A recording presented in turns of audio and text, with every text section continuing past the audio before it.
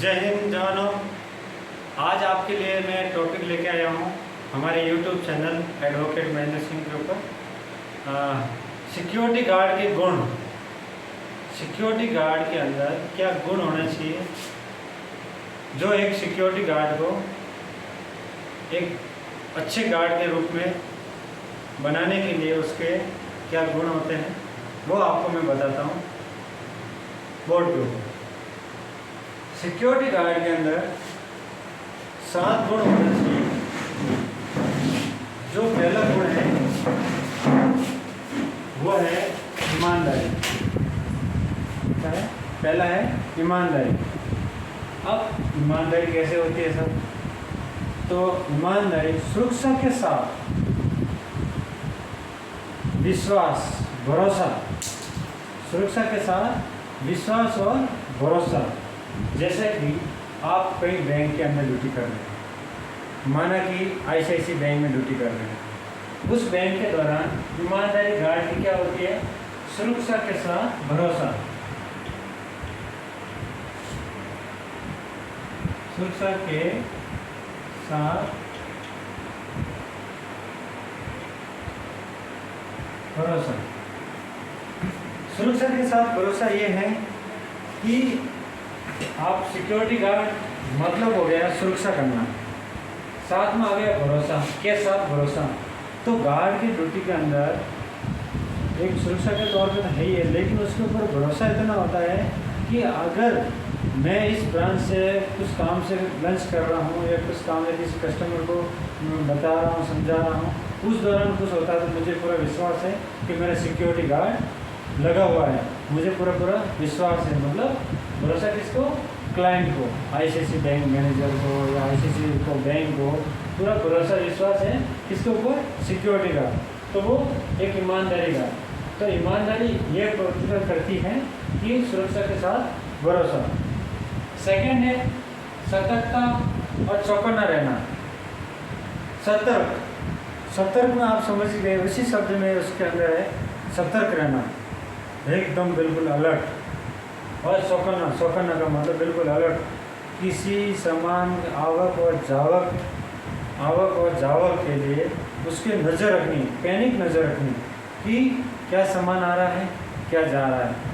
ये लागू होता है जैसे कि कहीं फैक्ट्री या कहीं ऐसी जगह ड्यूटी कर रहे हो, जो एम्प्लॉयज़ आना जाना कर रहे हैं, सामान लेने के लिए जा रहे हैं। बैंक है, बैंक के अंदर कोई कस्टमर आया है, ये हेलमेट लगा के आया, मुंह बांध के आया है, या उसका हाथ में क्या है, उसके साथ में कौन है, वो सब सतर्कता और एकदम चौकन्ना, नजर पैनिक हो। एक कहते हैं ना पक्का ध्यान, एक गूगले की तरह ध्यान होना चाहिए उसके, एकदम बिल्कुल कि क्या चीज़ लेके आ रहा है, क्या नहीं आना चाहिए। तो एक सिक्योरिटी गार्ड के अंदर ईमानदारी और अलर्टनेस और चौकन्ना, बिल्कुल एकदम ठीक पैनिक नज़र होनी चाहिए, वो होनी चाहिए। क्रियाशीलता एक गार्ड के अंदर क्रिएटिविटी और दिमाग में आना चाहिए एनी टाइम कि मैं कुछ न कुछ अच्छा करूं। क्रियाशीलता, कुछ करने की ललक हो, आगे बढ़ने की ललक हो, हमेशा नॉलेजेबल हो। गार्ड के अंदर कोई चीज़ के लिए नॉलेज हो। माना कि कोई कस्टमर आया, अपन को नॉलेज नहीं है सिक्योरिटी गार्ड के अंदर एटीएम के अंदर पैसे कैसे निकालते, किसी कस्टमर को पता नहीं है पिन जनरेट कैसे करता, गार्ड को नॉलेज होना चाहिए। तो वो क्रियाशीलता होना चाहिए। क्रिएटिविटी, पैसा निकाला कैसे निकाला, जमा कराया कैसे कराया, कुछ पिन जनरेट करवाना कैसे हेल्प की जाती है, कैसा टेक्निकल इशू क्या होता है, वो सब एकदम क्रिएटिविटी। कुछ करने की इच्छा हो। अब एक तो होता है कि बिल्कुल करने की कोई इच्छा ही नहीं हो, ठीक है कस्टमर जा रहा है, सर मुझे नहीं पता, अंदर से बोले, कुछ करने की, कुछ कार्य करने की ललक हो, उसके ऊपर जिज्ञासा हो, वो होता है क्रियाशीलता। चौथा है फिजिकल व मानसिक फिट। अब कहते हैं सर सिक्योरिटी गार्ड के अंदर मानसिक और फिजिकल, जैसे फिजिकल ऐसे होना चाहिए। गार्ड क्या होता है? कोई होता है जो हाइट में कम हो, पेट बड़ा निकला हो, मोटा हो, अब वो कैसे उसको फिट कैसे रहेगा? वो 5 मिनट खड़ा नहीं रह पाएगा। और फिजिकल फिट बिल्कुल अनफिट हो गया। मानसिक फिट, दिमागी, किसी कस्टमर कोई गुस्से से भी बात करते हैं, कोई प्यार से बात करते हैं, कोई काम हो, किसी चीज़ ने कुछ बोला हो, अपने ऑफिसर ने बोला है, किस समय क्या हैंडल करना है। जैसे कि मानसिक रूप से कि किसी के दिमागी काम नहीं कर रहा है और उसको वहाँ लगाया, कस्टमर ने कुछ बोला, उसने गाली गलौज हो गई, दोनों सब आपस में भिड़ गए। रखा सुरक्षा करने के लिए, जबकि असुरक्षा हो जाती है, कस्टमर यानी एम्प्लॉयज़ को बैंक हल्ला मच जाता है। तो वहाँ पे फिजिकल फिट होना चाहिए और मानसिक रूप से भी फिट होना चाहिए। सुनने व समझने का तरीका, सिक्योरिटी गार्ड के अंदर 5वां जो गुण है वो होना चाहिए सुनने और समझने का तरीका। सुनने और समझने का तरीका ये है, 5वां पॉइंट, कि किसी द्वारा सुपरवाइजर या मैनेजर या किसी क्लाइंट के तौर पे किसी ने बोला है तो सुनना और समझने का तरीका होता है।